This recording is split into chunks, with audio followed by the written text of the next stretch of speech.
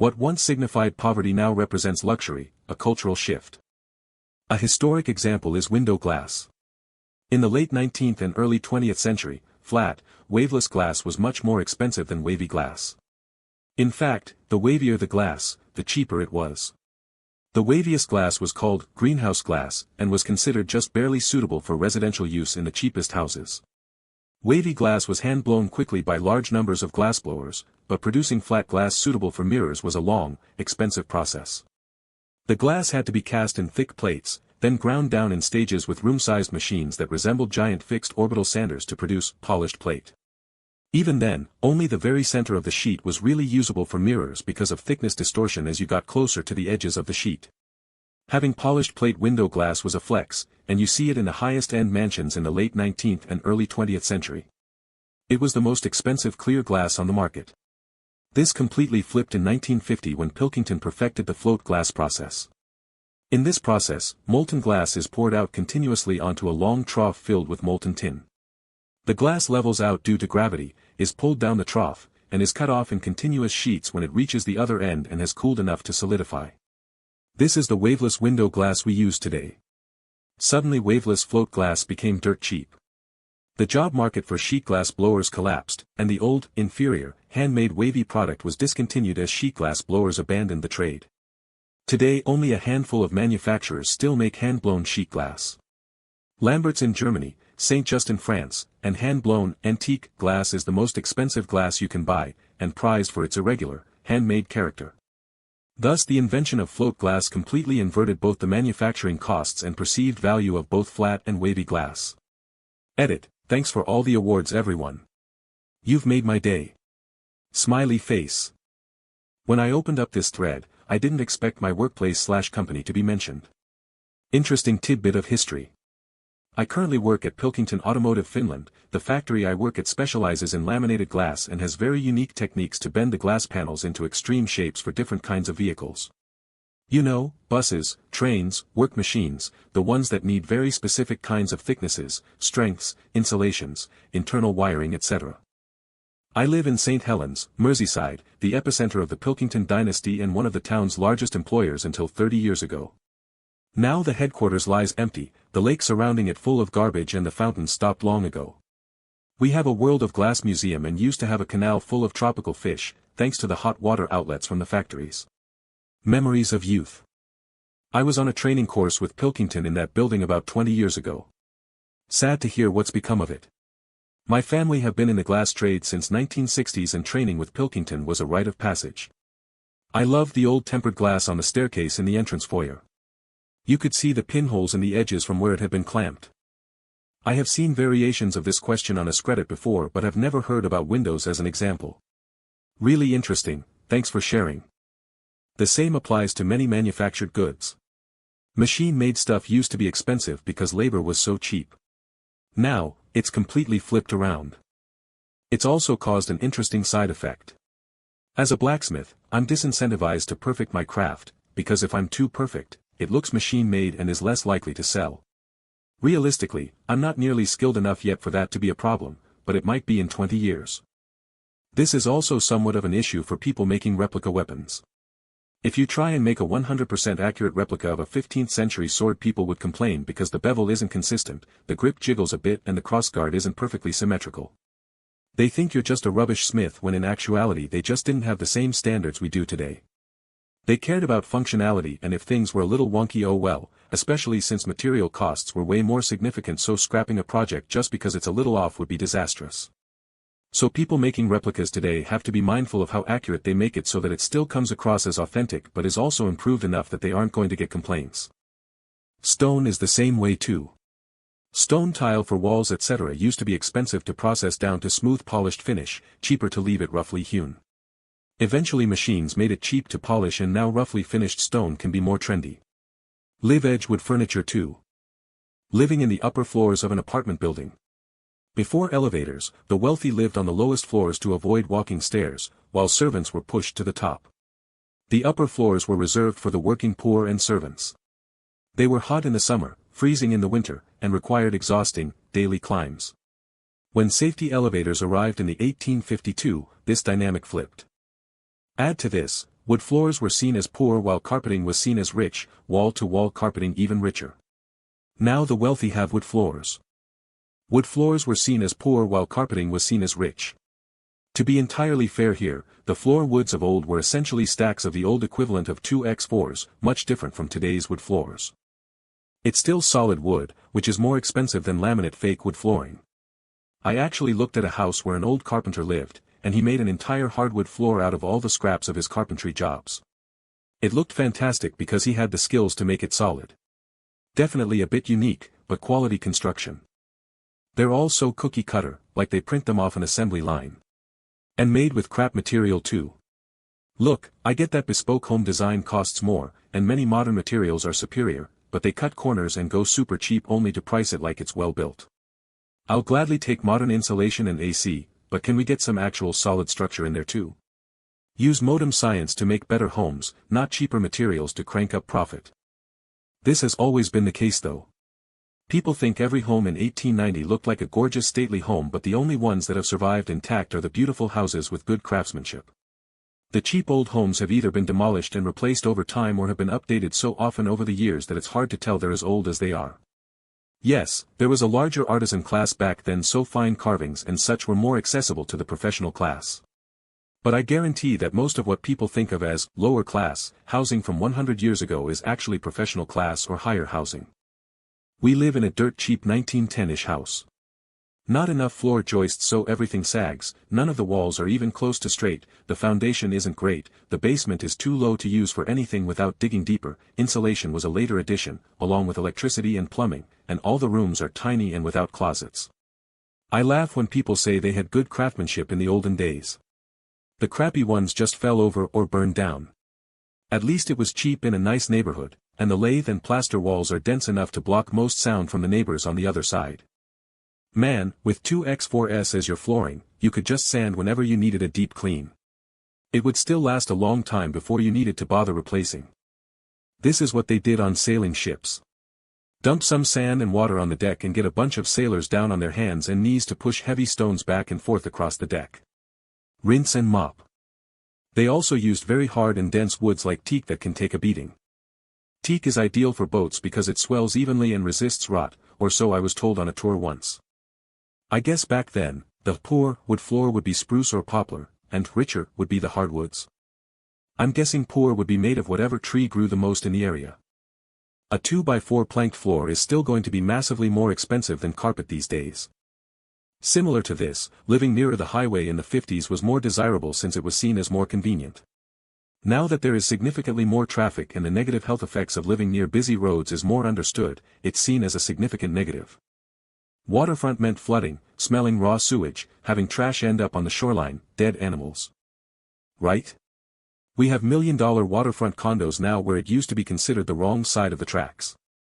I've seen this happen in my lifetime. You want to live in this suburb next to the estuary, has gone to, wow, waterfront property.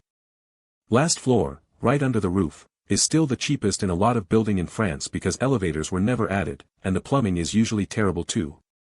I had a friend who rented a 12 SQM in Paris with a shower next to the kitchen and toilet on what used to be stairs with no door. Some of her neighbor didn't even have toilets, they had to share one with their neighbors and shower at public showers. I'm still laughing when remembering the real estate agent trying to sell a top-floor sans ascenseur on the 5th, aka 6th by US standards, floor 12% more expensive than a lower-floor unit in similar condition because top floors are always more expensive. How dumb did she think I was? As an American, if I have learned anything these past few years, it's that a lot of people think just saying something makes it true. To add to this, the top floor was the cheapest as you have the roof right above you and you have greater chances of getting leaks. Oxtail, short ribs and chicken thighs can be added to this food list too. Grew up poor but my mom made oxtail stew probably once a month and it was very good. And suddenly she just never make that anymore and I forgot about that until I read this. It's a shitty endless cycle. People in poverty take cheap scraps because it's all they can get. Necessity being the mother of invention, they perform some actual wizardry on it to produce a dish that is cheap and good. The cheap good dish becomes trendy, now what used to be scraps costs as much as filet mignon. Literally the fucking oxtail here is the same price per pound as ribeye. It's absurd. Use cow neck bones. I refuse to pay crazy prices for oxtail out of principle. Hell, add chicken wings. They used to be scrap meat and I hear butchers used to practically give it away. Also, I don't know if it's super popular anymore, but beef bone marrow used to be pennies, but now they sell it for much more. I've been a chicken wing fiend long enough to have seen 10-cent wing nights slowly evolve into people being ecstatic to pay $1 per wing and accepting paying $2 or more per wing. I've stopped going to a couple of my favorite wing places because I couldn't justify spending $20 on 10 wings. It was over when boneless wings became cheaper than real wings. I hate that oxtail and short ribs are on this list. Chicken thighs can still be bought, relatively, inexpensively around here. Bone marrow too. The butcher used to give the marrow bones away for free. An older person from eastern Canada I know said that when they were kids, if you ate lobster, you hid the shells in your garbage where your neighbors couldn't see them, because it was poor people food. My father grew up during the Great Depression in southern Maine. Lobster was considered a food poor people ate where they lived. He was one of 13 kids. They caught and ate a lot of lobster. He also said it was commonly known that lobster was fed to people in jail and prison. Yes, however, it's important to understand less refrigeration techniques mean this nowadays old lobster was then cooked and then sat for days before eating. It was not fresh. It was refrigeration and the railroad. If you are sitting in Maine eating a lobster, you're not necessarily rich. If you are sitting in a restaurant in Omaha eating lobster, then you have some money. My grandfather had a similar story to this. A co-worker in business, they were executives together, grew up poor in Maine. He grew up eating lobster sandwiches. Got made fun of at school. He vowed that since he became successful, he would never allow lobster in his home ever again. My great-grandfather was born in New Brunswick in 1883. His family was so poor that he brought lobster sandwiches to school for lunch. He told me he was mocked incessantly for this. Lobster goes bad really quickly, so before proper transport and refrigeration it was a very gross thing to eat unless you just caught it. Exactly. A lot of people reference the fact that prisoners used to be served lobster but, A, it had already died and therefore started to spoil before being cooked and, B, wasn't accompanied by drawn butter. It wasn't fancy, it was basically rotting sea bugs. There is a reason for the method of putting live lobsters directly into boiling water. Yes, and as I recall they also used to mash it up whole, shell and all, so the prisoners were literally picking the bits of cold, slimy meat out of a mass of crushed shell, chitinous cartilage, caca, and tamale. I don't know how true this is, but I heard once from a marine biologist that it was the Canso Causeway in Nova Scotia that caused lobsters to be rare. Apparently a lot of the eggs would wash through the waterway that previously existed, and poor folks could go down to the shore with a pitchfork and grab a few lobsters for dinner, they were so plentiful. When the causeway was built it blocked off that flow and the eggs drifted to sea and most got eaten. In the 19th century, here in Norway, some railway workers went on strike because they got served wild-caught salmon as their dinner far too often for their liking. Skirt steak, loudly crying face, loudly crying face, loudly crying face, loudly crying face, please give us pores back this cut of meat. This is why we can't eat nice things. I was paying $1.99 a pound for skirts back in the 90s. We often had it for dinner twice a week, close to a pound just for myself. Now it's ridiculous. One reason I saw was that everyone wants it for carne asada, especially restaurants. There is a lot less skirt on a cow than most other cuts. I've tried flank, but nothing beats outside skirt. Meat in general is becoming less and less accessible. It seems like every couple years, insert cut of meat here becomes the new trendy thing because it's cheaper, but once the trend is noticed it becomes more expensive because the perception is that if higher-end or more chic restaurants are selling it, it must be fancy. As quite a few people have already said in reply to you as well as other comments, this has been the case with short ribs, oxtail, skirt/hanger steak, chicken thighs, etc. It's super frustrating because other cuts of meat don't go down in price, everything just keeps going up and up. The one that really kills me is brisket. It's the most worked tough-ass muscle on the animal. Practically inedible unless cooked for minimum 24 hours. For a trimmed ready-to-go brisket probably $10 plus per pound is crazy because frankly it's kind of dog shit. Also it loses nearly 50% of total weight after a proper cook. Blame the pellet smoker for that. It gave access to a consistent 250F 18-hour smoke cook with a single button press and no fire management. Short ribs are this as well, a total garbage cut that you needed to stew to eat. They were cheap as dirt for ages. Except that short ribs make for excellent stew, so now you find it on every menu. Now it is expensive. I remember you could get Champion stuff at Kmart back in the day and everyone made fun of you if you got clothes from Kmart. Thank you. I remember the alligator shirts being cheap, but had no source of validation. Came here to say this. I keep telling the teens when I was their age it as a Povo brand that would get you bullied. They do not believe me. Same with Asics. A few years ago my son didn't want Asics because the weird kid up the road had them. I remember Asics being the nerd brand when I was a kid.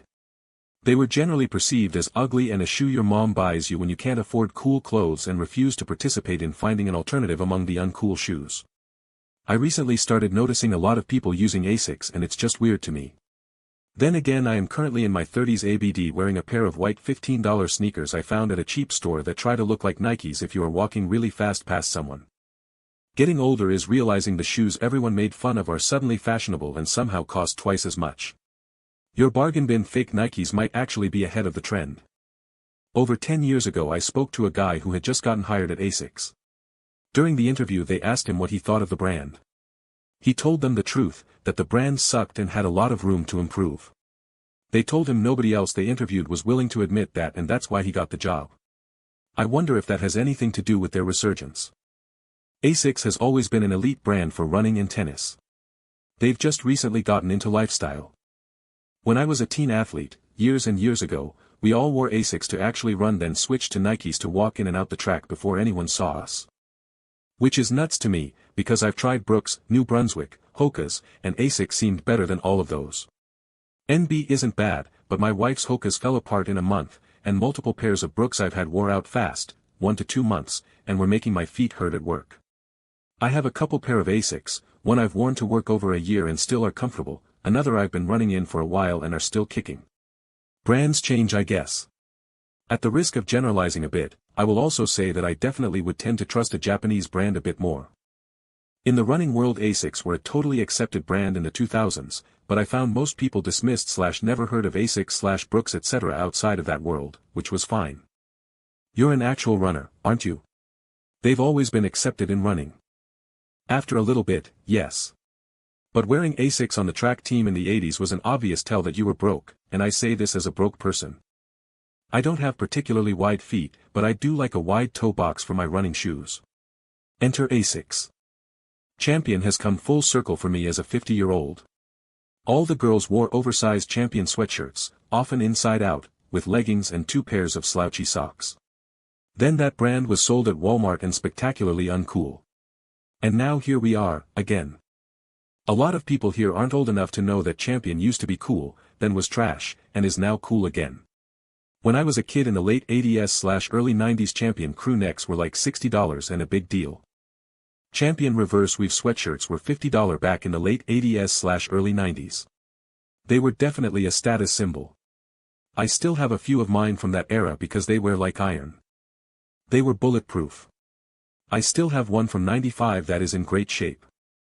Every time the topic of, what was trash and is now cool, is brought up, and someone mentions Champion, you get an idea of how old the people commenting are.